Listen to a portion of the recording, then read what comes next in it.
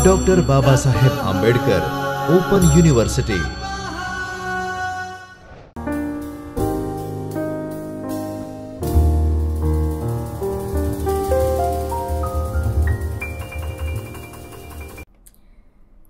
નમસ્તે વિદ્યાર્થી મિત્રો, તમે અલગ અલગ અભ્યાસક્રમ કરો છો। અત્યારે તો તમે ડિસ્ટન્સ એજ્યુકેશન સાથે જોડાયેલા છો, એટલે તમારે તમારા ઘરના સ્થળે અથવા તો તમે જે સ્થળે ઈચ્છો ત્યાં અભ્યાસ કરી શકો છો। પણ તમને ખ્યાલ છે કે જનરલી આપણે ઘણી વખત એવું ડ્રીમ જોતા હોઈએ છીએ કે હું અહીંયા અભ્યાસ કરવા જઈશ, મારો જોબ અહીંયા હોય। ધારો કે તમે ગુજરાતમાં છો તો તમને અભ્યાસ કરવા આગળ ફર્ધર સ્ટડીમાં કરવા માટે ક્યાં જવાની ઈચ્છા હોય? તમને એવું લાગે કે હું અમદાવાદ ભણવા જઈશ, હું વડોદરા ભણવા માટે જઈશ, હું બેંગ્લોર જઈશ, એવું આપણને લાગે। એનાથી પણ આગળ આપણે વિચાર કરીએ તો આપણને એમ લાગે કે આપણે ઓસ્ટ્રેલિયામાં સ્ટડી કરવા જઈએ અથવા તો યુએસ જઈએ। આ બધા આપણા ઘણા બધા આપણા સપના પણ હોય છે। તમને એવું ક્યારે એવો કોઈ ડ્રીમ આવ્યું છે, એવું કોઈ સપનું આવ્યું છે કે હું ગુજરાતમાં છું અને મારે ડાંગ અને આહવા અને પંચમહાલ ને એવા જિલ્લાઓમાં અભ્યાસ કરવાનો છે? અથવા તો તમે કોઈ દિવસ એવો વિચાર કર્યો છે કે ચાલો હું ભારતમાં, હું આસામમાં અથવા તો મેઘાલયમાં હું અભ્યાસ કરવા જઈશ, ત્યાં મારો જોબ હોય? એવું કોઈ દિવસ તમે સપનું જોયું છે? કેમ નહીં? તો આ બધા એરિયામાં શું ડિફરન્સ તમે જુઓ છો? ભારત એક જ દેશ છે, પણ તમે અમુક પ્રદેશો વિશે આપણા સપના હોય છે કે હું આ કરીશ, હું અહીંયા જઈશ। આપણે ફરવા જઈએ, આપણે ક્યાં જઈએ તો આપણે કયા એરિયાની પસંદગી કરીએ છીએ? આપણે સ્ટડી કરવા માટે, આપણે જોબ કરવા માટે, આપણો વ્યવસાય કરવા માટે આપણે કયા એરિયાની પસંદગી કરીએ છીએ? અહીંયા આપણો ડિફરન્સ, આપણે જાણતા અજાણતા એ બધા ભારતના એરિયા હોય, વિસ્તારો કે પછી વિશ્વના કોઈ પણ પ્રદેશો હોય, આપણે એની તુલના કરીએ છીએ। આપણે જાણતા અજાણતા એની તુલના કરીએ છીએ કે આ પ્રદેશ, આ દેશ અથવા તો આ વિસ્તાર વિકસિત દેશ છે અથવા તો વિકસિત રાજ્ય છે, વિકસિત એરિયા છે, અને બીજા જે આપણે પસંદ નથી કરતા એ વિકસિત નથી, એ અલ્પ વિકસિત છે, જ્યાં વિકાસ નથી થયો, અથવા તો બીજા શબ્દોમાં જો આપણે કહીએ તો એ બધા પ્રદેશો પછાત વિસ્તારો છે। હવે અહીંયા આપણે તુલના કરી તો તમારું જે આ પેપર છે, ધારો કે તમે ડૉક્ટર બાબા સાહેબ આંબેડકર ઓપન યુનિવર્સિટીના વિદ્યાર્થી હો અને મુખ્ય વિષય અર્થશાસ્ત્ર પસંદ કર્યો હોય, અથવા તો તમે કોઈ એક પેપર પસંદ કરવા ઈચ્છતા હો, એ રીતે તમારું જો પેપર હોય તો ઓલ્ડ પેપર આર્થિક વિચારો અને નીતિઓનું આ પેપર હશે તમારું, કે જે તમે પેપર 10 પણ કહી શકો જો તમારો ઓલ્ડ કોર્સ હોય તો, અને પેપર 9 પેપર ન્યૂ કોર્સ હોય તો પેપર 10 કહી શકશો, અને ઓલ્ડ કોર્સ હોય તો જેમાં આપણે કોડ લગાવીએ છીએ EEC, એ પેપર 9નું છે, કે જે પેપર છે આર્થિક વિચારો અને નીતિઓ। પણ ધારો કે તમે કોઈ અન્ય યુનિવર્સિટીનો અભ્યાસ કરતા હો અથવા તો સ્પર્ધાત્મક પરીક્ષાઓ GPSC UPSCની તૈયારી કરતા હો તો પણ તમને આ વિષય, આ મુદ્દો ખરેખર ઘણો જ ઉપયોગી થાય એમ છે। કારણ કે પ્રાદેશિક અસમાનતાની જ્યારે વાત આવે છે તે સમયે આપણે કઈ રીતે એ પ્રદેશ બાબતે અલગથી વિચારવાની જરૂર ઊભી થાય છે। હવે ફરીથી થોડીક એક બીજી બાબત કરું કે તમને ખ્યાલ છે કે ભારત પ્રદેશમાં સમવાયી અર્થતંત્ર છે, એમાં રાજ્ય સરકાર, કેન્દ્ર સરકારના કાર્યો, કેટલાક કાર્યો સમાન હોય છે, કેટલાક એનું વિભાજન કરવામાં આવેલું હોય છે। દાખલા તરીકે એગ્રીકલ્ચર નાનું ઉત્પાદન હોય, એના લગતી કોઈ પણ બાબતો હોય તો દરેક પ્રદેશ પોતપોતાની રીતે એનો ડિસિઝન લે છે। આપણે એ આધુનિક એ વિચારસરણી તો છે જ કે વન નેશન વન પોલિસી, બધા આપણે જે અલગ અલગ એક રાષ્ટ્રની એક નીતિ હોય, જેમ કે ટેક્સ પોલિસી જોઈએ કે ગમે તે બાબત, પણ તેમ છતાં અમુક પ્રદેશોમાં ભિન્નતા તો હોય છે। તમે ભારતનો જ વિચાર કરો, તમે ગુજરાતનો વિચાર કરો કે તમે વિશ્વના કોઈ પણ અન્ય પ્રદેશોનો વિચાર કરો, તો આ બધી બાબતોના આધારે એમાં પ્રાદેશિક ભિન્નતા જોવાય છે। પ્રાદેશિક ભિન્નતા જોવાય છે એ કયા કયા કારણોસર હોય છે એ બધું આપણે આ બાબતો અંતર્ગત આપણે જોવાના છીએ। જે મુદ્દો બને છે કે આર્થિક વિચારો અને નીતિઓ, એનું યુનિટ તમને આપેલું છે પ્રાદેશિક અસમાનતાની સમસ્યા।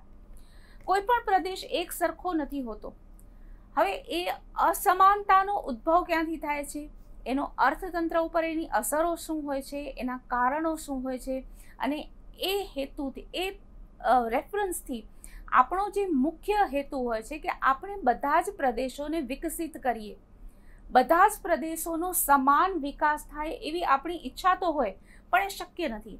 તો એ રીતે ક્યારે કરી શકાય કે જ્યારે આપણે બધા પ્રદેશોને વિકાસની સમાન તકો તો આપવી જોઈએ. કેવી રીતે આપી શકીએ? દરેક પ્રદેશમાં ઓછા એગ્રીકલ્ચર ટેક્સ, ધારો કે એગ્રીકલ્ચર પ્રોડક્શન પાછળનો ટેક્સ આપણે નાબૂદ કરીએ.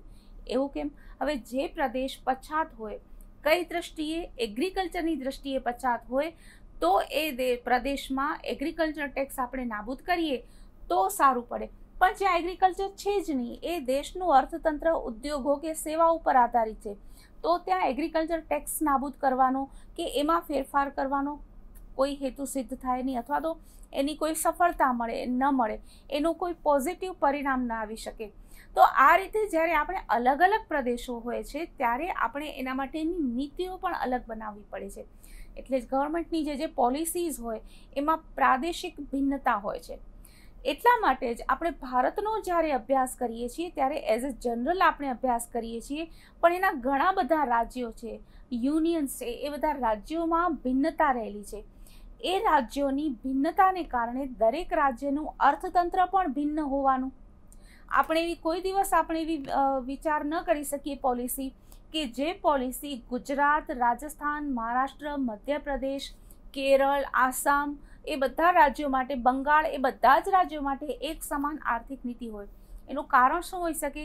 કારણ કે એ બધા રાજ્યોની આર્થિક જે પશ્ચાત ભૂમિકા કહીએ, આર્થિક જે પૃષ્ઠભૂમિ કહીએ એ ભિન્ન છે. અર્થતંત્રની પૃષ્ઠભૂમિ, એમાં આ નીતિઓ, કરવેરા, વેપાર એ બધું એની પૃષ્ઠભૂમિ નથી, એનો બેઝ તૈયાર નથી થતો. એનો બેઝ તૈયાર થાય છે પ્રાકૃતિક પરિસ્થિતિઓના આધારે. આપણે આગળ જોઈએ. જો સ્લાઇડમાં શું બતાવે છે, તો સ્લાઇડમાં બતાવે છે તમે હું તમને અમુક ફિલ્મોના નામ છે, એ વાંચીને તમને શું યાદ આવે છે મને કહેજો. આ તો બહુ જ જૂની ફિલ્મ કહી શકાય, હિન્દી. તમે જો એનું નામ સાંભળેલું હોય તો એ છે દો વીઘા જમીન, બરાબર, એક ફિલ્મ. પછી બીજી પિક્ચરનું નામ આપ્યું છે સાહિબ બીબી ઓર ગુલામ. પછી ત્રીજી છે ન્યૂ છે, એ છે લગાન. હવે બાકીની જે 2, 3, 4, 5 જે તમને યાદ આવે એ આના રિલેટેડ ફિલ્મો તમને કોઈ યાદ આવતી હોય તો યાદ કરો. હવે આ ફિલ્મોના બેકગ્રાઉન્ડમાં શું જોયું છે કે ત્યાંની પ્રજા, ત્યાંની જનતા સ્ટ્રગલ કરે છે. શેના માટે સ્ટ્રગલ કરે છે? કેટલીક ફિલ્મોમાં સામંતશાહી, જે જમીનદારોનું પ્રભુત્વ હોય એ છે, ગરીબ ખેડૂતો હોય એ છે, પ્રાકૃતિક સહાયતા એટલે કે કુદરતી જે સંપત્તિ મળવી જોઈએ, જે આર્થિક પ્રવૃત્તિ કરવા માટેની, વરસાદ અનિયમિત હોય, જમીન ફળદ્રુપ ઉપજાઉ ન હોય, આવકની અસમાનતા હોય, જમીન માલિકીની અસમાનતા હોય, ખેડૂતો ગરીબ હોય પણ જે ખેતી કરતા હોય તે ખેડૂતો એક હોય જે ગરીબ હોય, પણ જે ખેતી ન કરતા હોય પણ જમીનના માલિક હોય એ જમીનદારો અમીર હોય. બંનેનું આર્થિક એ પ્રકારના ખેડૂતોનું આર્થિક શોષણ થતું હોય, સામાજિક શોષણ પણ થતું હોય. જો અર્થતંત્રને સમાજ કઈ રીતે, જે આર્થિક રીતે જે ઉપરના વર્ગમાં છે એ નીચેના વર્ગનું શોષણ કરે છે. તો આર્થિક અસમાનતાને કારણે સામાજિક અસમાનતાઓ પણ આપણે જોઈએ છીએ. તો આ બધી ફિલ્મો, એના ઉપરથી તમે પણ બીજી ફિલ્મો તમારું કે અન્ય કોઈ પણ તમે વાર્તા, નવલકથાઓ વાંચી હોય, ટીવી સિરિયલ્સ જોઈ હોય તો એ બધામાં તમે જોઈ શકશો કે આ રીતે આર્થિક અસમાનતાને કારણે સામાજિક અસમાનતા ઊભી થાય છે. હવે મૂળ મુદ્દો આપણો આ નથી, પણ કહેવાનો અહીંયા અર્થ આપણે એ જોવાનો છે કે પ્રાકૃતિક અસમાનતાને કારણે જે આર્થિક અસમાનતા ઊભી થાય છે એના કારણે જે ભિન્નતા, એની નીતિઓ, જે સરકાર દ્વારા જે નીતિઓનું ઘડતર થાય છે એ પણ ભિન્ન હોય છે. પણ પ્રશ્ન આપણને એ થાય છે કે પછાત વિસ્તાર કહેવો કોને? આગળની જોઈએ. જો સ્લાઇડમાં તમે જુઓ, ઉદ્દેશો જુઓ. આપણે પૂરેપૂરી સ્લાઇડ બતાવો છો તમે કે ના? કારણ કે આખી એક સ્લાઇડ બતાવવી જરૂરી છે. એ રીતે જો ઉદ્દેશોમાં આપણે જોઈએ તો આપણે કહી શકીએ કે આ એકમનો અભ્યાસ કર્યા પછી આપણે સૌથી પહેલાં તો આપણું એ ઓળખ હોવી જરૂરી છે કે પછાત વિસ્તાર કોને કહેવાનો. પછાત વિસ્તારને આપણે ઓળખી શકીએ એ આપણો હેતુ છે. તો પછાત વિસ્તારને આપણે ઓળખી શકીએ, આર્થિક વિકાસના નિર્દેશકોને નક્કી કરી શકીએ અને પ્રાદેશિક અસમાનતાની સ્થિતિનું વિશ્લેષણ કરી શકીએ. કયા કારણોસર અસમાનતાની સ્થિતિ છે એનું આખું પૃથક્કરણ કરીએ, એનાલિસિસ કરીએ. એના ઘણા બધા કારણો છે. હવે એક સિમ્પલ તમને એક એક્ઝામ્પલ આપું કે ભારતનું જેમ આપણે સૌથી શરૂઆત આપણે કરી કે આપણું એક ડ્રીમ હોય છે, આપણું સપનું હોય છે કે આપણે જ્યારે આગળ જઈએ તો આ પ્રદેશમાં, આ દેશમાં આપણે અભ્યાસ કરવા જઈએ, આપણો વ્યવસાય, આપણો જોબ આ પ્રદેશમાં હોય, રાઈટ. તો એના આધારે આપણે કરીએ છીએ. પણ એવું બીજો પણ એક વિચારવાનો મુદ્દો આપું કે કેમ કેટલાક પ્રદેશોમાં વસ્તી ગીચ હોય છે અને કેટલાક પ્રદેશોમાં સાવ પાંખી વસ્તી હોય છે. ઘણી વખત તમે એક ઇલેક્શન્સ વખતે ને તમે ઘણી વખત ન્યૂઝમાં તમને ખ્યાલ આવતો હશે કે જ્યાં માત્ર એક જ મતદાર હોય તો પણ ઇલેક્શનનું બૂથ ત્યાં રાખ્યું હોય. કહેવાનો પર્પઝ એ છે કે સાવ પાંખી એક આખું ગામ હોય પણ મતદાર એક જ હોય. હવે આખું ગામ હોય નહીં, કારણ કે ત્યાં હવે માત્ર એક જ વ્યક્તિની વસ્તી હોય, એક જ વ્યક્તિ ત્યાં રહેતી હોય. અને બીજી જગ્યાએ જઈએ તો કેટલા ગીચ શહેરો છે. એ શહેરોની ગીચતા, વસ્તીની ગીચતા, એના કારણે ઊભા થતા પ્રોબ્લેમ્સ ઘણું બધું છે. છતાં પણ તે જ વિસ્તારોમાં વસ્તી વધતી જાય છે. આપણને કોઈને એવી કેમ ઈચ્છા નથી થતી કે જ્યાં ઇલેક્શન એક જ વ્યક્તિ મતદાર છે, ત્યાં જ ઇલેક્શનનું જ્યાં બૂથ થાય છે ત્યાં આપણે ઓછી વસ્તી છે ત્યાં રહેવા જઈએ. એવું કેમ આપણને ઈચ્છા નથી થતી? આપણને બધાને એક અમુક જ જગ્યાએ રહેવાની ઈચ્છા થાય છે. પ્રશ્ન એ છે કે કોઈ પણ પ્રદેશ વિકસિત છે એટલા માટે એ પ્રદેશમાં વસ્તી ગીચ છે કે એ પ્રદેશમાં વસ્તી વધારે છે, વસ્તી ગીચ છે એટલે વિકાસ થાય છે? આપણે ઘણા બધા લોકો ભેગા થઈ જાય એક જગ્યાએ, ઘણા બધા લોકો આવી જાય તો શું પ્રદેશનો વિકાસ થઈ જશે? હવે આપણે આપણા સ્કૂલના દિવસો યાદ કરીએ. તમને ખ્યાલ છે કે આપણે સ્કૂલમાં અભ્યાસ કરતા ત્યારે સિંધુ ખીણ સંસ્કૃતિ, નાઇલ નદીની સંસ્કૃતિ, બરાબર, આ બધી સંસ્કૃતિઓનો વિકાસ થયો. એવો એ વિકાસ હંમેશા તમે એક ઓબ્ઝર્વ કર્યો હશે કે જ્યાં નદી હોય, અથવા તો બીજા શબ્દોમાં કહીએ કે જ્યાં પાણીની વિપુલતા હોય, જમીન ફળદ્રુપ હોય, જ્યાં ખેતીનો વિકાસ થઈ શકે, જ્યાં મેદાની પ્રદેશો હોય, ત્યાં વિકાસ થયો છે. એવું ક્યારે આવ્યું કે ચેરાપુંજીમાં ઘણો બધો વરસાદ પડે છે, ત્યાં પણ પાણી વિપુલ છે, પણ ત્યાં વિકાસ નથી થયો? એવું કેમ? માત્ર પાણીનું હોવું જરૂરી નથી, કારણ કે ચેરાપુંજી ભારતમાં છે તો એનો પણ વિકાસ વધારે થયો જ હોવો જોઈએ. જો આપણે વિકાસની જ બાબત કરતા હોઈએ, માત્ર પાણી જરૂરી હોય તો એ તો ચેરાપુંજીમાં છે. પણ માત્ર પાણીનું હોવું જરૂરી નથી. ત્યાં જમીન સમથળ હોય, ત્યાં પહાડી પ્રદેશ ન હોવો જોઈએ, જ્યાં ખેતી થઈ શકે એવી હોવી જોઈએ, જ્યાં સૂર્યપ્રકાશ હોવો જોઈએ, રાઈટ. આ બધી બાબતો હોય તે પ્રદેશના સ્થળે વિકાસ થયેલો હોય છે. નંબર 2, કોઈક એવા પ્રદેશો હોય છે કે જ્યાં નદી નથી હોતી, ત્યાં રણ હોય છે. તો રણ હોય છે તો પણ અમુક પ્રદેશનો વિકાસ થયેલો હોય છે. એવું કેમ? દાખલા તરીકે બંદરીય વિસ્તાર કંડલા.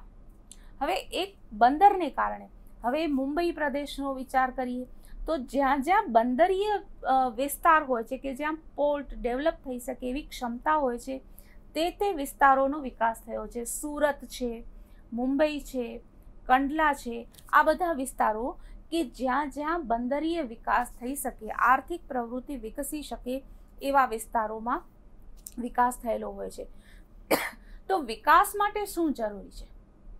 વિકાસ માટે આપણે જોયું એના ઉપરથી ખ્યાલ આવે છે કે જ્યાં પ્રાકૃતિક ભિન્નતા અથવા તો પ્રાકૃતિક અનુકૂળતા હોય તેવા પ્રદેશોમાં વિકાસ થઈ શકે છે.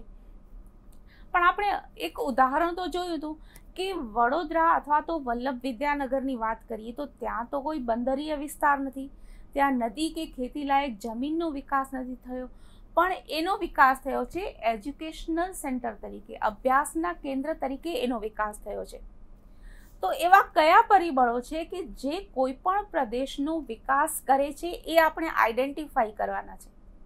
કારણ કે આપણે ઈચ્છીએ છીએ કે ભારતના પ્રદેશો હોય કે ગુજરાતના બધા પ્રદેશો,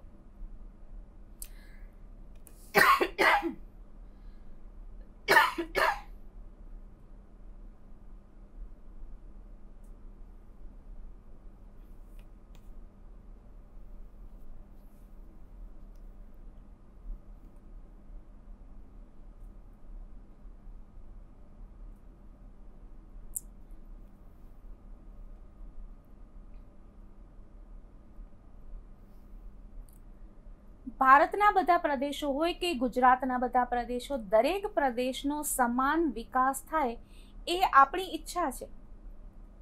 નંબર 2, એ આપણી ફરજિયાત એવી જરૂરિયાત પણ છે. કારણ કે ધારો કે કેટલાક પ્રદેશો કે જેમ કે અમદાવાદ છે, સુરત છે, જેમ આપણે અમુક વિસ્તારોની વાત કરી, ભારતમાં જોવા જઈએ તો દિલ્હી છે, મુંબઈ છે, એવા પ્રદેશો કે જ્યાં ગીચ થાય છે, વસ્તી વધતી જ જાય છે, શહેરીકરણની સમસ્યાઓ ઊભી થાય છે.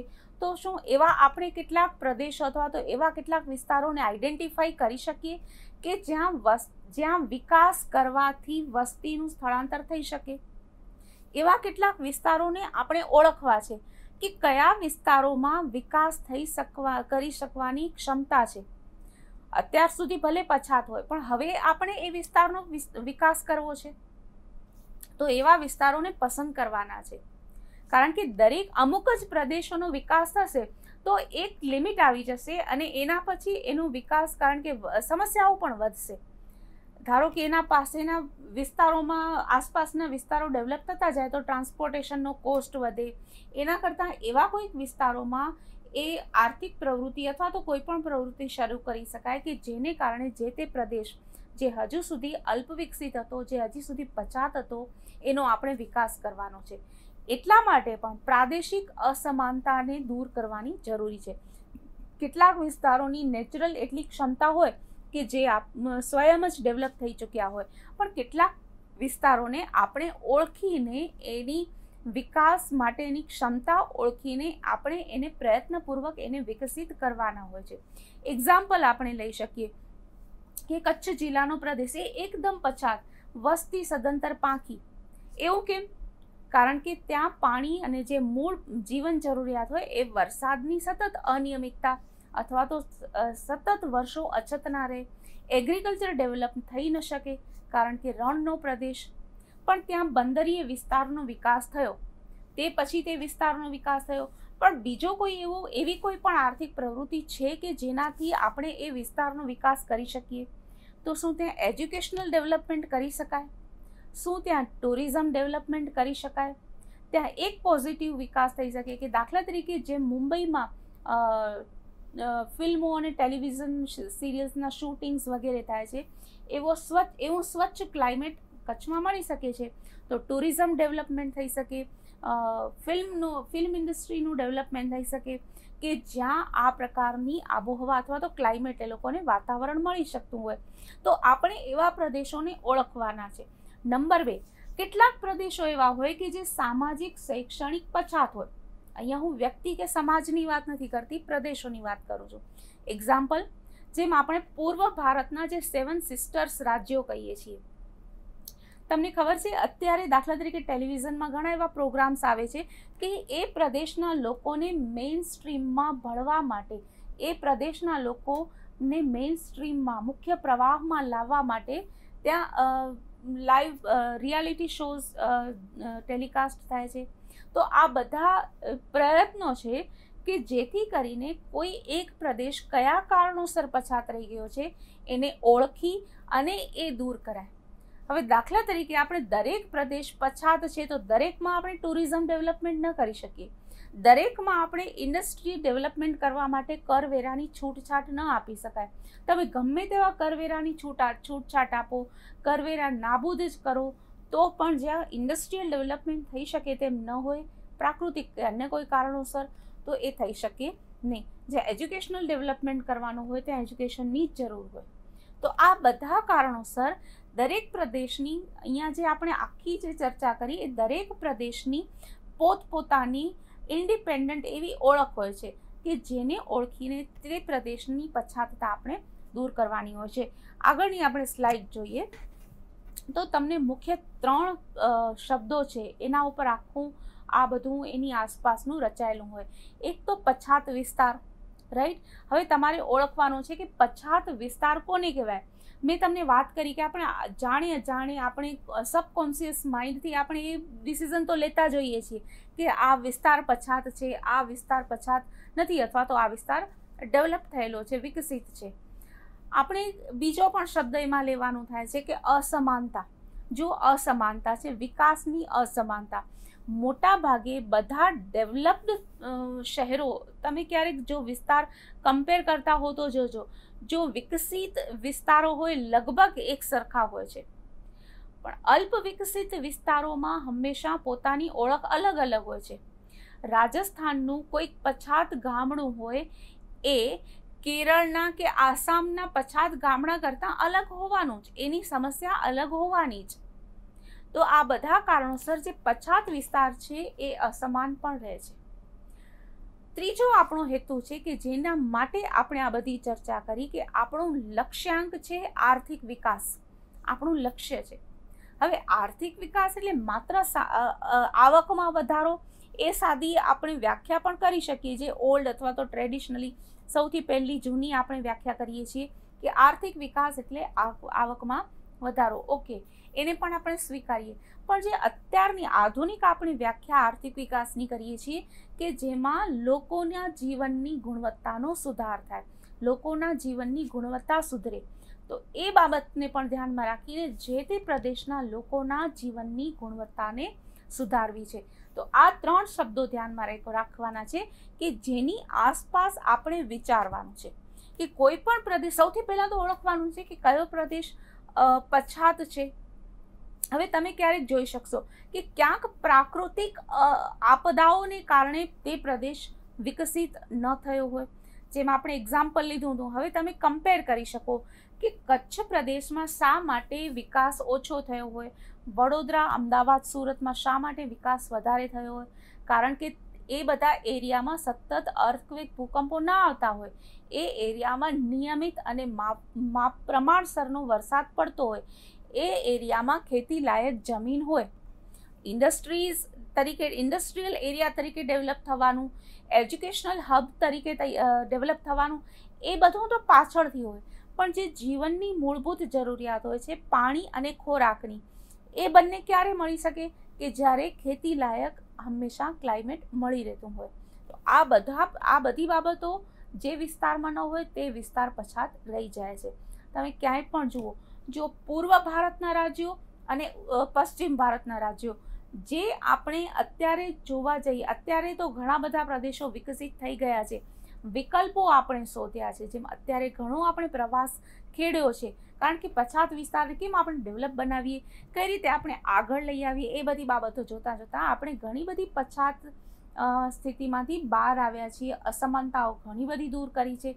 તેમ છતાં તમે જ્યારે ભારતનો નકશો નજર સમક્ષ રાખશો ત્યારે તમને ખ્યાલ આવશે કે પૂર્વ ભારત અને પશ્ચિમ ભારત એ બંને પ્રદેશો તુલનાત્મક રીતે જે મધ્ય ભારત અને ઉત્તર દક્ષિણ ભારત હોય એના કરતાં ઓછા વિકસિત છે. પૂર્વ ભારતના રાજ્યો કયા કારણોસર ઓછા વિકસિત છે, પશ્ચિમ ભારતના રાજ્યો કયા કારણોસર ઓછા વિકસિત છે, એનો હવે આપણે વિચાર સરસ કરી શકીએ એમ છે. એટલે આ જ્યારે તમારે તમારી બુકમાંથી અથવા તો તમે અન્ય કોઈ પણ રીતે બુક્સમાંથી, ઇન્ટરનેટ ઉપરથી પણ મેળવી શકો, તમારું જે એકમ તમને બ્લોક્સ આપવામાં આવ્યા છે એના આધારે તમે સ્ટડી કરો તો પણ કરી શકાય. અને બીજા કોઈ પણ સોર્સમાંથી જ્યારે તમને મળતું હોય તમારું સ્ટડી મટીરિયલ, તો એ પણ આપણે ચોક્કસ વેલકમ કરીએ. કારણ કે જેમ જેમ નવી અને સારી બાબતો આપણે ગમે ત્યાંથી મળે આપણે ચોક્કસ લઈએ. તો તમે હવે જાતે કમ્પેર કરી શકશો કે કોઈ પણ બાબતને આપણે પછાત કઈ રીતે, કોઈ પણ પ્રદેશને પછાત કયા પ્રદેશને કહીએ. બીજી બાબત છે કે હવે આપણે સૌથી પહેલાં જે એકમનું નામ કર્યું હતું એમાં આર્થિક નીતિઓ એટલે કે પોલિસીઝ. હવે જ્યારે ગવર્મેન્ટ પોલિસીઝ બનાવે છે ત્યારે એ ધ્યાનમાં રાખવાનું હોય છે કે કઈ બાબતને વધારે મહત્ત્વ આપવાનું. એમાં પ્રાકૃતિક આપત્તિઓ, સંપત્તિ નથી એ બાબતને આપવાનું મહત્ત્વ, પ્રાકૃતિક આપત્તિઓ વધારે છે એ બાબતને મહત્ત્વ આપવાનું, કે વસ્તીની ગીચતા છે એ બાબતને વધારે મહત્ત્વ આપવાનું. જો આગળની સ્લાઇડ આપણે જોઈએ તો આમાં સમસ્યાઓ જે ઊભી થાય છે એ આપણે સમસ્યા જોઈ લઈએ. આખી સ્લાઇડ બતાવજો.